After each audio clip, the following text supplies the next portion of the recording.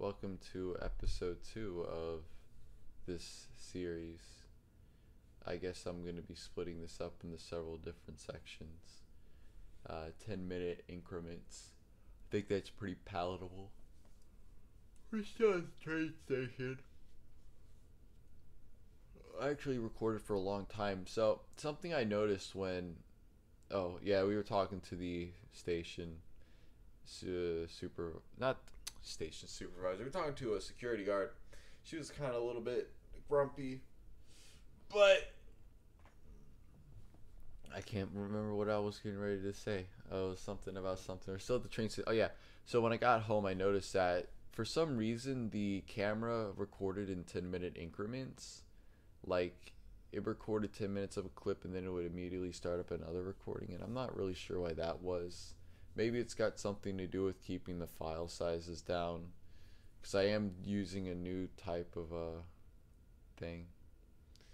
Alright, we're outside now, overlooking the street there.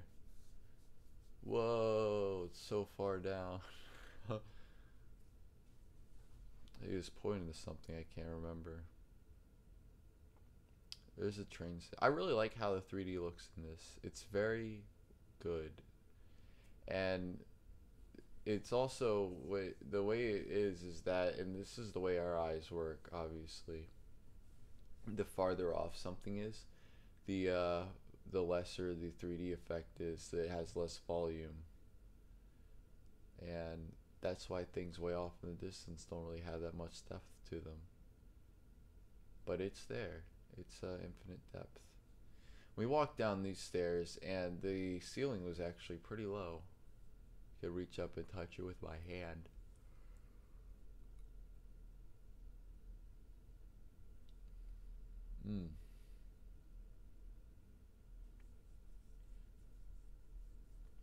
Not really much to see in there, just a lot of space. But it's a pretty interesting place if I wanted to film anything, like a narrative thing. Oh, Casey was getting ready to go talk to the security. Ooh, okay, yeah. I don't know why I did that. I thought it was like, ooh, 3D. He's talking to him about the lady. Just kind of got my camera pointed off to the side because I didn't feel like stopping the recording.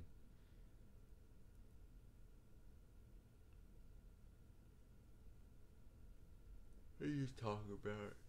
Security guard wanted to know who we might be able to contact, which I'm pretty sure I could go ahead and contact now. I'm not sure when I would be able to go back up. Like I know when I could go back up there. I'm just not sure if I'm gonna be wanting to. Oh, this is from that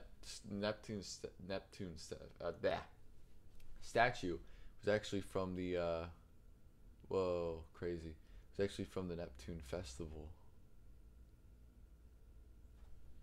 I might actually push things back a little bit more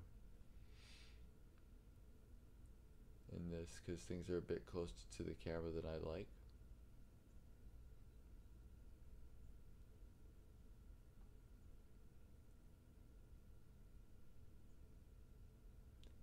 So we were like, all right, we're gonna leave now, and I was like, hey, let's go check out the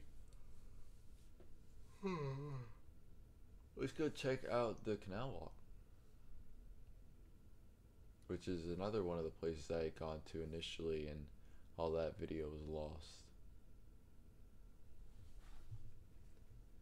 So this is a place where all this is at. Is a place called Shaco Bottom in Richmond, and it's like the club scene, I guess. There's a lot of clubs down here, restaurants, you know, gentlemen's clubs, that kind of thing. I don't really actually go down there. In fact, I didn't really go down there till recently. Um, I've been down there before, but it wasn't until, like I said, within the last few weeks that I really started exploring around down there, seeing what was there. And there's a lot of interesting things down there. If you live in the Richmond area or just near Richmond, Well, if you live in the Richmond area, you probably have already been down through there a few times. But if you're not, if you haven't, I'd recommend checking it out. We have to wait for the light to turn green. All right.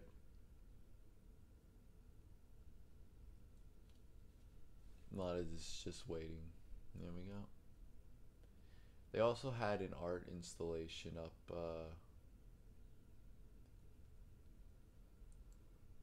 Up hanging down from the interstate. I believe that's I-95. I think that's what that is, or it's a road that leads to I-95.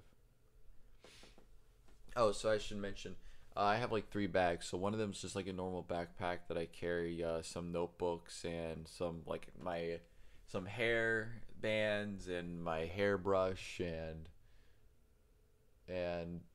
the sync marker board. And then I have the tripod bag, which I also put the longer stick in that goes on the tripod. And then I have the camera bag. I think I already talked about all that. But that was in the last episode. So we're just walking and talking about stuff.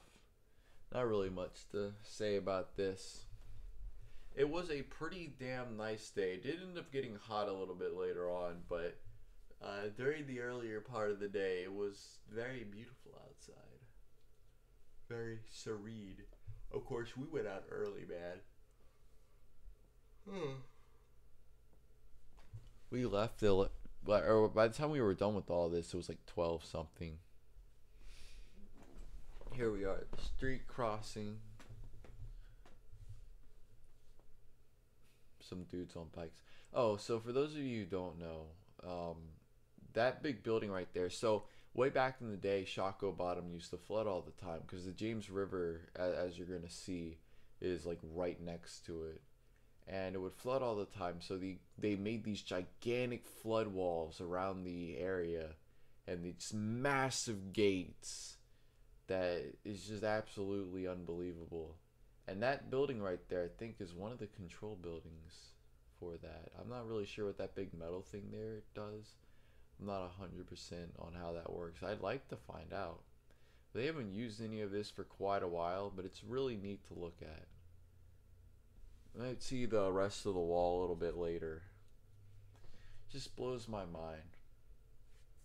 But thankfully it hasn't flooded. They haven't had to use the walls or anything like that. And it's been all good. There's a train up ahead. A lot of train. A lot of train. Oh no! What? Why is the camera tilted? That's not good.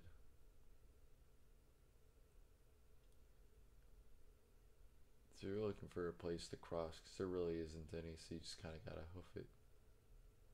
Just kind of gotta do it. Just yeet on them.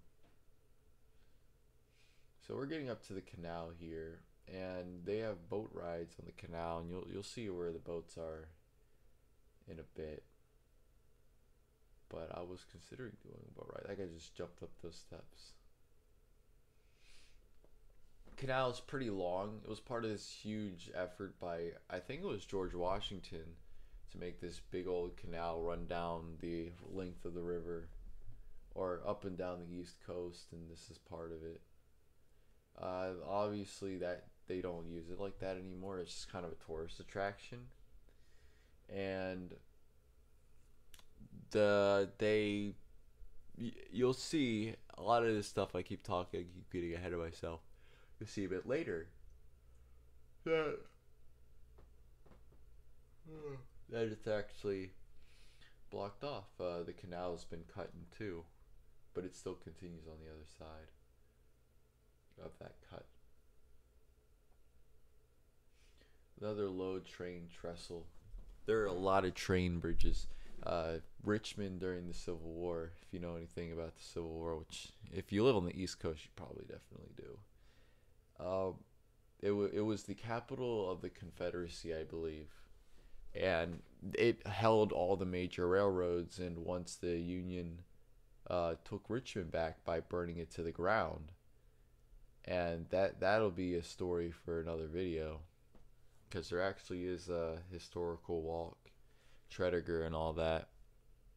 Once they burned Richmond to the ground and took it back over, they controlled the railroads, and they were basically able to to make the South start hurting. So a lot of people like to come run down through here on their bikes and things. And you can even take your own boats out onto the river or the canal, the canal. Just recorded a lot of nonsense.